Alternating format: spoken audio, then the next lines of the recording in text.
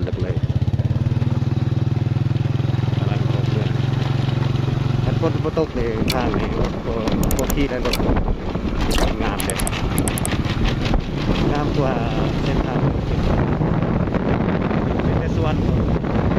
ซีบระบักเป็นประสบเหตุที่อาจจะเทียบให้มันเป็นส่วนกระเพาะหลายกระเพาะนี่งามหลายจริงๆมาส่งได้ละบาทได้ทางในงามนี้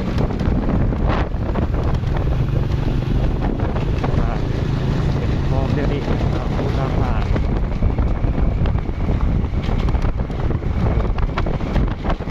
สัตว์ป่านี่สิได้โอ้มีให้เขาด้วยนะมีให้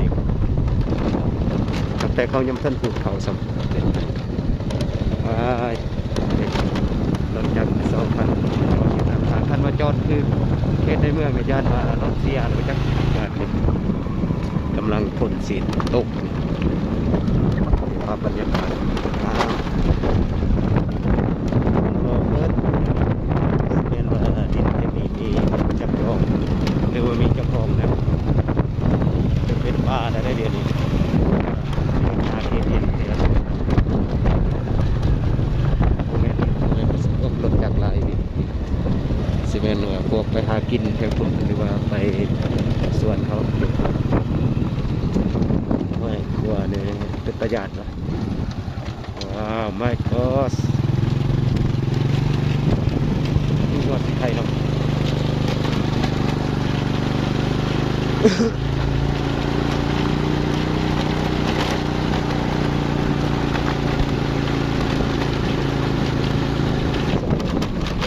ว่างามกว่าเขตปากซอยแต่กับเขตเขายังทันสุดกำลัง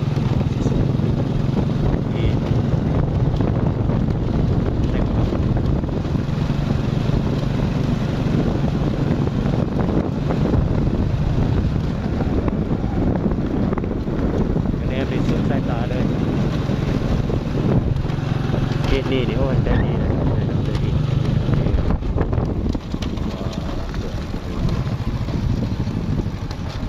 เบิ่งอยู่เลยเข้าบ้านดักวัวนะเป็นบ้านหมู่หนึ่งที่ว่าเศรษฐกิจดีเขตแม่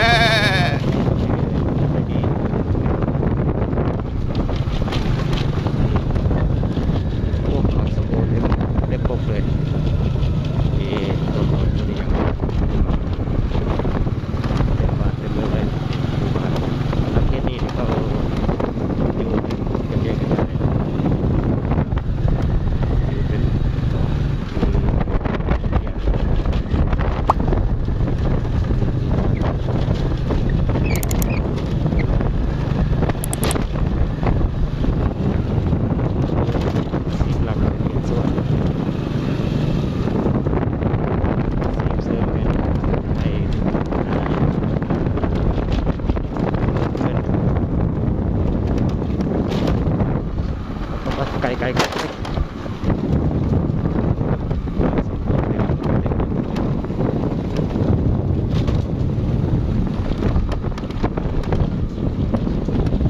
อัศรายเป็นเขาเพื่อนเขาแต่เดี๋ยวนี้เขาอยู่เป็น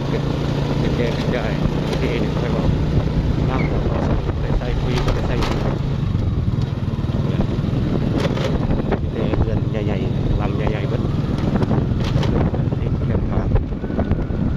ก็อยู่ที่กับที่มาโวยบอกเขาดก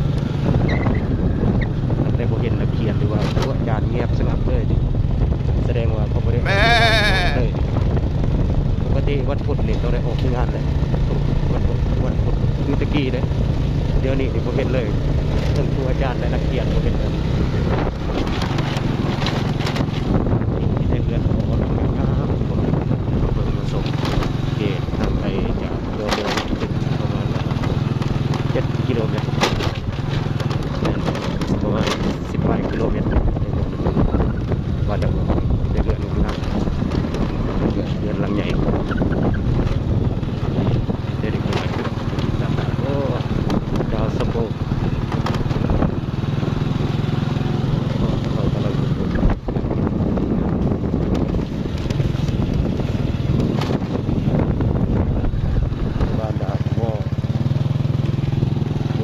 ไปเข้าไปบ้านดากว่างอีกต่อไปเป็นระเบียบเป็นการระเบียบนี่เขาเฮ็ดนาแซงเขาเขียนเกี่ยวแล้วเลยนะเข้างามเติมนี่ควยโอ้ตัวสางสางโอ้ลูกสางโอ้ดูดีเว้ยซีเมนต์นี่แม่นว่าจุดบ้านเก่าโปรจักแต่นี่เขาก็เที่ยวพัฒนาทางนี้หน้านี่ลายเดิมเลยครับซีเมนต์ลายเจาะเลยเป็นส่วน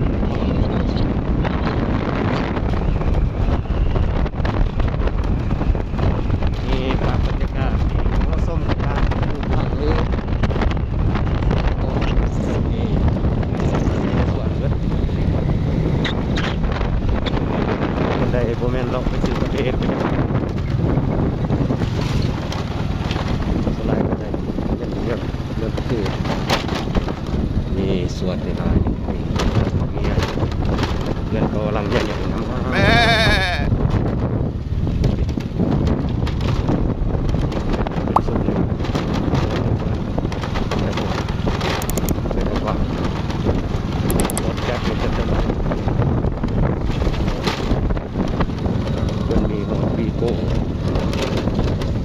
รีโว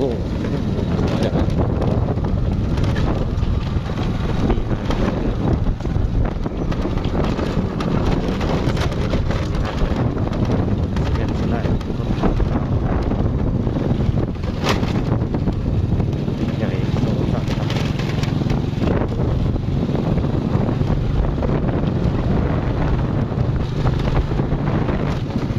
เป็นเราไปซื้อกาแฟมาจาก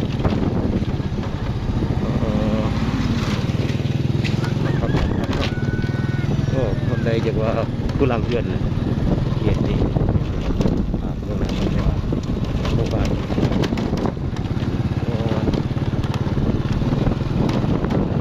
สัญญาณจะมีแต่ว่าสัญญาณสั่งแต่ต้นนี่สิมีเกินแต่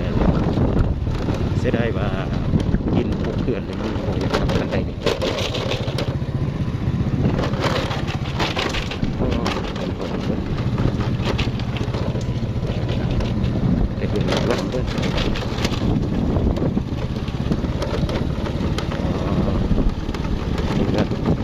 ก็ลังใหญ่ลายเผือกลายเลยลายมีแต่